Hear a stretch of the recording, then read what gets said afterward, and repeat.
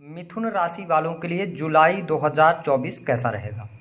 मिथुन राशि का मासिक राशिफल जुलाई के महीने का, साथ ही बताएंगे कि इस साल सावन का महीना कब से शुरू होगा और कब समाप्त होगा। सावन में कितने सोमवार पड़ेंगे, आपको सावन के महीने में क्या नहीं करना चाहिए और आपकी राशि के अनुसार इच्छा पूर्ति के लिए आपको क्या उपाय करना चाहिए। तो यह वीडियो आपके लिए बहुत ही महत्वपूर्ण और ख़ास है, इसे आप अंत तक जरूर देखें। सबसे पहले बात करते हैं सावन के विषय में। तो देखिए, इस साल सावन का महीना 22 जुलाई 2024 से आरंभ होगा और 19 अगस्त 2024 को समाप्त होगा। इस साल सावन में कुल मिलाकर 5 सोमवार पड़ेंगे। पहला सोमवार 22 जुलाई को, दूसरा सोमवार 29 जुलाई को, तीसरा सोमवार 5 अगस्त को, चौथा सोमवार 12 अगस्त को और पांचवां अंतिम सावन सोमवार 19 अगस्त को पड़ेगा। अब आइए जान लेते हैं कि सावन के महीने में क्या नहीं करना चाहिए। देखिए, सावन का जो महीना होता है यह भगवान भोलेनाथ को समर्पित होता है। भगवान भोलेनाथ और माता पार्वती को प्रसन्न करने के लिए भक्तगण विधि विधान से उनकी पूजा अर्चना भी करते हैं और सावन के महीने को भगवान शिव का ही महीना कहा जाता है। ऐसी स्थिति में यदि आप मिथुन लग्न या मिथुन राशि के हैं तो आपको क्या नहीं करना है, आइए इस पर बात करते हैं। देखिए, शास्त्रों में ये बताया गया है कि सावन के महीने में दाढ़ी, बाल, नाखून आदि नहीं काटना चाहिए, इसका ध्यान रखना चाहिए। दूसरा कि सावन के महीने में शरीर में तेल का भी तेल नहीं लगाना चाहिए। यदि आप शनिवार के दिन तेल का दान कर सकें तो विशेष उपलब्धियां और विशेष इच्छा पूर्ति का भी समाधान आपको मिलता है या उपाय मिलता है या इच्छा पूर्ति होती है। इसके साथ सावन के महीने में बैगन और साग का सेवन भी नहीं करना चाहिए, शास्त्रों में वर्जित किया गया है। सावन में मांस, मदिरा आदि का सेवन नहीं करना चाहिए, ब्रह्मचर्य का पालन करना चाहिए। सावन के महीने में किसी भी व्यक्ति का अनादर नहीं करना चाहिए, वाद विवाद, लड़ाई झगड़े आदि से दूरी बनाकर रखनी चाहिए। अब आइए हम जान लेते हैं कि आप मिथुन राशि के हैं या आपका लग्न मिथुन है तो आपके लिए जुलाई 2024 कैसा रहेगा। तो देखिए, लगन में सूर्य और शुक्र की युति रहेगी। बुध देव आपकी राशि से द्वितीय भाव में गोचर करेंगे, वही आपके चतुर्थ भाव में केतु देव विराजमान है। गुरुदेव बृहस्पति राशि से 12वें भाव में गोचर कर रहे हैं। राहु आपके 10वें भाव में है। शनि वक्रीगत अवस्था में आपके 9th हाउस से गोचर कर रहे हैं। तो हम बात करते हैं सबसे पहले कि इस महीने में आपका स्वास्थ्य कैसा रहेगा। देखिए, आपके स्वास्थ्य भाव के स्वामी कौन बनते हैं बुध देव। बुध की स्थिति बहुत ही शानदार रहेगी। उसके बाद यानी कि 19 जुलाई के बाद बुध जो है वो 3rd हाउस में चले जाएंगे। लगन में सूर्य और शुक्र की युति है। हालांकि शुक्र देव 7 जुलाई को राशि परिवर्तन करेंगे और सूर्य 15 जुलाई को। तो यह जो महीना रहेगा 1 जुलाई से लेकर 15 जुलाई तक, यह स्वास्थ्य के लिहाज से अच्छा रहेगा। स्वास्थ्य संबंधित आपको कोई तकलीफ दिखाई नहीं देती है। कॉन्फिडेंस लेवल अच्छा रहेगा, आत्मविश्वास में आपकी वृद्धि रहेगी, लोगों को अट्रैक्ट करने में आप सफल भी होंगे, साथ ही वाणी भी आपकी अच्छी रहने वाली है। हालांकि आपको स्पष्ट कर दें कि शनिदेव वक्रीगत अवस्था में है, तो बुध देव जैसे ही राशि परिवर्तन करेंगे यानी कि 19 जुलाई को, उसके बाद से लेकर लास्ट जुलाई तक कहीं ना कहीं से आपको थोड़ा सा स्वास्थ्य में तकलीफ देखने को मिलेगी। आपको घुटनों में तकलीफ रह सकती है, ज्वाइंट पेन रह सकता है, ये स्थिति देखने को मिलेगी। इसके साथ ही देखिए, देवगुरु बृहस्पति 12वें से गोचर कर रहे हैं, तो आपको अपने खान पान को नियंत्रित रखना चाहिए ताकि आपको पेट से संबंधित कोई समस्या ना हो।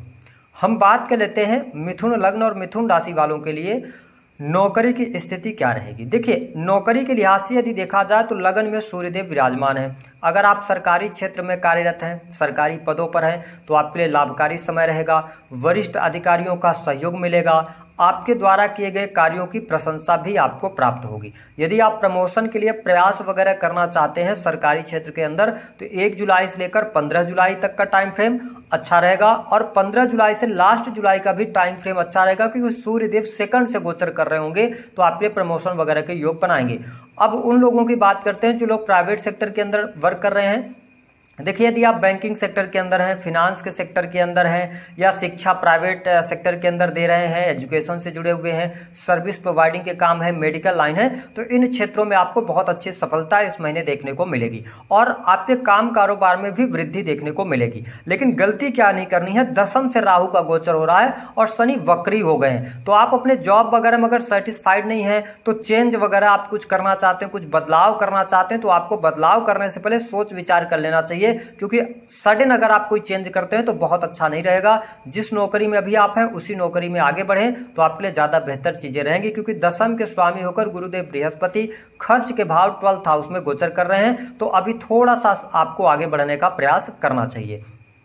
इसके अतिरिक्त यदि हम बात करें प्रेम संबंध के मामलों की, मिथुन लग्न और मिथुन राशि वालों, आपके पंचम भाव के स्वामी जो बनते हैं वो शुक्र देव बनते हैं और 7 जुलाई तक शुक्र देव आपके लगन में गोचर करेंगे। यह समय 1 जुलाई से लेकर 7 जुलाई तक नए प्रेम संबंध स्थापित हो सकते हैं। इस समय अवधि के दौरान किसी के द्वारा आपको प्रपोजल्स मिल सकता है और आप नए प्रेम संबंधों की तरफ भी आगे बढ़ सकते हैं। जो लोग पहले से रिलेशनशिप के अंदर हैं उनके लिए भी प्रेम संबंध के मामलों के लिहाज से समय अच्छा रहेगा। प्रेमी प्रेमिका का सहयोग मिलेगा, उनके साथ में आप क्वालिटी टाइम भी स्पेंड करेंगे। तो मैं प्रेम संबंध के मामलों के लिहाज से इस महीने को अच्छा देख रहा हूं। आप घूमने फिरने का भी कार्यक्रम बनाएंगे, ऐसी स्थिति रहेगी। हालांकि प्रेमी अथवा प्रेमिका के साथ में घूमने फिरने का कार्यक्रम आप 7 जुलाई तक और उसके बाद फिर 20 जुलाई से लेकर लास्ट जुलाई तक बना सकते हैं। बात कर लेते हैं एजुकेशन के मामले के लिए कैसा रहेगा। देखिए, पढ़ाई लिखाई के मामले में यदि हम देखें तो मिथुन लग्न और मिथुन राशि वालों के लिए अच्छा समय रहेगा। यदि आपने कोई एग्जाम वगैरह दिया है तो उसमें आपको सफलता प्राप्त होने के योग दिखाई देते हैं। पढ़ाई लिखाई में आपका मन लगेगा। हालांकि शनिदेव वक्री हो गए हैं, अगर आप हायर एजुकेशन की तरफ जाना चाहते हैं तो आपको परिश्रम के बाद सफलता मिलेगी। लेकिन यहाँ पर जो मिथुन राशि के लोग हैं, ठीक है, यहाँ पर ये चीज दिखाई दे रही है कि आप इस महीने में, जुलाई के महीने में किसी धर्म गुरु के संपर्क में आ सकते हैं। इसके साथ में आप कोई ऐसी शिक्षा ग्रहण कर सकते हैं जो कि ज्योतिष से जुड़ी हुई हो, अकल्ट से जुड़ी हुई हो, क्योंकि शनि वक्री होकर आपको अष्टम भाव का भी परिणाम देंगे और शनि क्या है, कर्म है। तो आप रिसर्च के फील्ड से जुड़ी हुई कोई एजुकेशन ले सकते हैं, अकल्ट एस्ट्रोलॉजी से जुड़ सकते हैं, आप कोई ऑनलाइन कोर्स वगैरह करने का मन बना सकते हैं इस महीने में, जो मिथुन लग्न और मिथुन राशि वाले हैं, और निसंदेह उसका फायदा आगे चल के आपको प्राप्त होने वाला है। यदि आप धार्मिक बने रहते हैं तो आपको लाभ मिलेगा। तो मुझे इस तरफ की पढ़ाई यानी कोई धार्मिक पढ़ाई भी इस महीने में देखने को अवश्य आपको मिलने जा रही है। इसके साथ में यदि देखा जाए तो मिथुन लग्न और मिथुन राशि वालों के लिए व्यवसायिक जीवन के लिहाज से यदि देखें तो काम कारोबार के लिहाज से समय अच्छा रहेगा। काम कारोबार में वृद्धि होगी। हालांकि बिजनेस भाव के स्वामी होकर 12th हाउस में गुरुदेव बृहस्पति हैं। 12th हाउस किस चीज को शो करता है? 12th हाउस शो करता है हॉस्पिटल्स को, ठीक है, या इन्वेस्टमेंट पोर्टफोलियो के साथ में आप जुड़े हुए कोई भी ऐसा सेक्टर है जिसमें आप बिजनेस कर रहे हैं, क्लाइंट को सर्विसेज देते हैं या क्लाइंट का इन्वेस्टमेंट कराते हैं, तो आपको बहुत अच्छे लाभ मिलेंगे। यदि आप फॉरेन में ऑलरेडी सेटल हैं, आप बिजनेस कर रहे हैं, तो आप नए बिजनेस की शुरुआत करना चाहते हैं तो आगे बढ़ सकते हैं। कोई चेंज अथवा परिवर्तन करना चाहते हैं तो जो लोग विदेश में है वो चेंज परिवर्तन कर सकते हैं, उनके लिए बेहतर परिस्थितियां यहाँ पर बनती नजर आ रही हैं। काम कारोबार में थोड़ा सा आपको क्या करना पड़ेगा, पेशेंस रखना पड़ेगा। आप बार बार काम में अपने काम से बहुत ज्यादा एक्सपेक्ट करेंगे, आप जितना एक्सपेक्ट करेंगे, क्योंकि राहु 10th हाउस में ना, तो आपको थोड़ा सा सेटिस्फेक्शन नहीं मिलेगा। लेकिन वास्तविकता यह है कि जुलाई के महीने को आपको निकालना है, चीजें आपके अनुकूल चल रही हैं, ठीक है। आप एक्सपेक्टेशन ज्यादा रख रहे हैं, इसलिए आपको लग रहा है कि आप जीवन में कम प्रगति कर पा रहे हैं, इसका आपको ध्यान रखना है। बाकी इसके अतिरिक्त यदि देखा जाए ना, तो यह महीना पारिवारिक जीवन के लिए मुझे बहुत अच्छा दिखाई दे रहा है। परिवार में खुशहाली का माहौल रहेगा, परिवार के लोगों का सहयोग मिलेगा और निस्संदेह आप मिथुन राशि वाले हैं तो परिवार का सहयोग भी करते नजर आएंगे। आपके घर परिवार में कोई शुभ अथवा मांगलिक कार्यक्रम होने के योग दिखाई दे रहे हैं। साथ ही किसी धार्मिक आयोजन में आप सम्मिलित होने के योग भी यहाँ पर बनते हैं। इसके साथ में आप देखें कि माँ की हेल्थ इंप्रूव हो रही है। साथ ही भूमि भवन वाहन से संबंधित आप कार्य कर सकते हैं, कोई लग्जरियस आइटम आप परचेज कर सकते हैं, ठीक है। देवगुरु बृहस्पति चतुर्थ को देख रहे हैं। चतुर्थ भाव आपका सुख साधन होता है, लग्जरी होता है, कंफर्ट्स होता है, तो यहाँ पर आप कोई न कोई लग्जरी आइटम खरीदने जा रहे हैं। और देवगुरु बृहस्पति किन चीजों को शो करते हैं? देवगुरु बृहस्पति ऑर्नामेंट्स को भी शो करते हैं। तो यहां पर आपके लिए चीजें बेहतर है, आप बड़ी गाड़ी ले सकते हैं, बड़ा घर ले सकते हैं, ऐसी स्थितियां देखने को मिलेंगी। तो सुख सुविधाओं के लिहाज से मैं समय अच्छा देख रहा हूं। मित्रों का सहयोग भी यहां पर मिलता हुआ नजर आपके लिए आएगा, तो ये बहुत बढ़िया रहेगा। अगर हम बात कर लेते हैं धन की स्थिति आपके लिए किस प्रकार की रहेगी, तो देखिए आपके लिए अगर देखा जाए ना, तो सूर्य देव आपके 3rd हाउस के स्वामी हैं, तो आपके लिए sales, media, marketing, creative field से अच्छा लाभ मिलेगा। साथ ही इंटरनेट के माध्यम से अगर आपका कोई कार्य है उससे बहुत अच्छा धन लाभ होगा।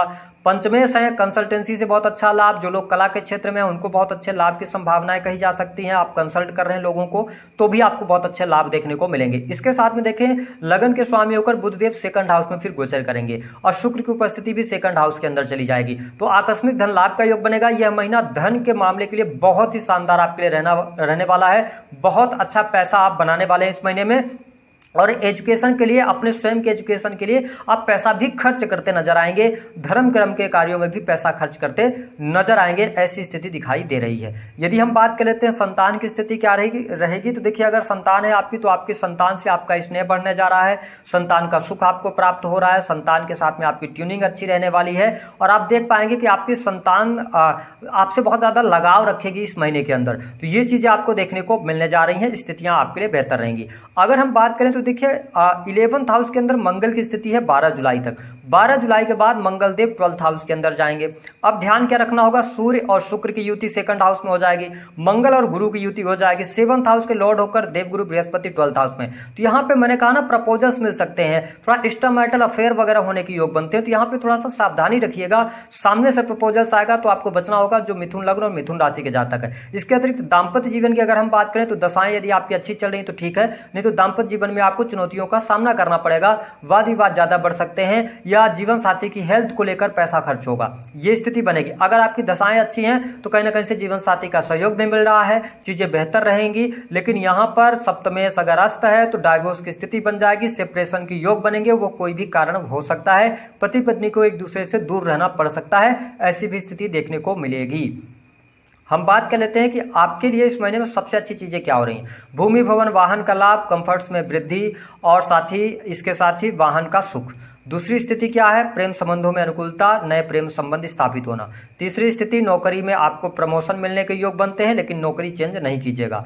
इस महीने में फॉरेन में अगर आप हैं तो बहुत अच्छा पैसा बनाने वाले हैं, और साथ ही आपकी एजुकेशन, धार्मिक एजुकेशन भी शुरू हो सकती है। नेगेटिव स्थिति क्या रहेगी, देखिए इस महीने में मान प्रतिष्ठा भी आपकी बढ़ती नजर आएगी, लेकिन थोड़ा सा आपको ईगोस्टिक होने से बचना होगा 15 जुलाई तक। किसी भी प्रकार से वाद विवाद से आपको बचने की सलाह ग्रह सितारे दे रहे हैं।